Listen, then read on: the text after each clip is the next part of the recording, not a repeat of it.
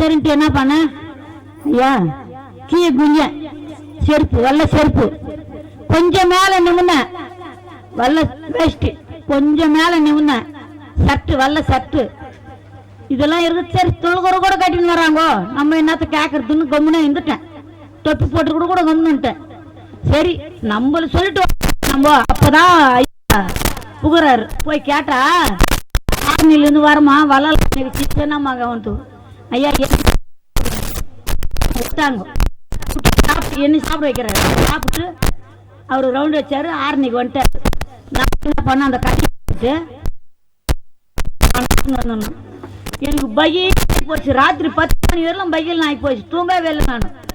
என்ன அது நம்மளுக்கு ஆறு இல்லையே என்ன பண்ணாரு இல்லையே அப்படின்னு பார்த்தா வராரு அன்னைக்கு. நான் என்ன சொல்றேன் அன்று வந்தவர் இன்று போகிறார் ரெட்டைக்கு அது தாள் போடுன்னா அவர் புரிஞ்சிட்டாரு.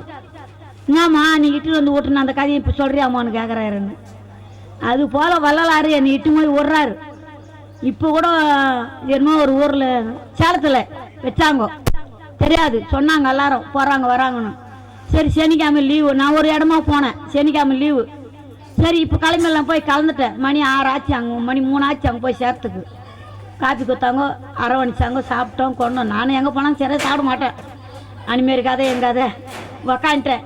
எல்லோரும் சாப்பிடு காப்பி குடியாது இருமா அப்படின்னு சொல்லிட்டுன்ட்டேன். அப்புறமா ராத்திரி 2 தோசை போட்டாங்க. சாப்பிட்டு ஒரு தோசை தொண்டு ஒரு தோசை போட்டு படுத்துட்டேன். என்ன ஏதோ ஒன்று ஆச்சு போச்சு. எல்லோரும் வெறிச்சியில் உக்காஞ்சாங்கோ. ஆனால் உக்காருமா ஒன்றும் தேவையில்லை அப்படின்னா உட்கார வச்சாங்க. எங்கே போனாலும் எனக்கு ஐயா கை கொடுக்குறாரு. கை விடலை. கைவிட மாட்டேன் என்று ஊது ஊது சங்கன்னு சொன்னார் பாரு.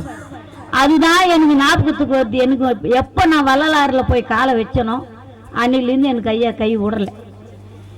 பூர்த்தியா ஒரு மனதோட நினைக்கின்ற உத்தமன் உறவு வேணும்னு சொன்னார்.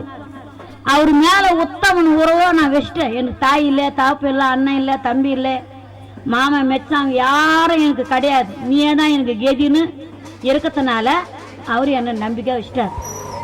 அதுதான் சங்கதி. அவர் மேலே பற்று வச்சா போய் அவர் என்ன வேணுமோ அவர் கேட்டு அவர் 5 கேட்டு வாங்கினா இருப்பார். அன்னிமேல் அவர்கிட்ட நான் 5 கேட்டு வாங்கிட்டேன்.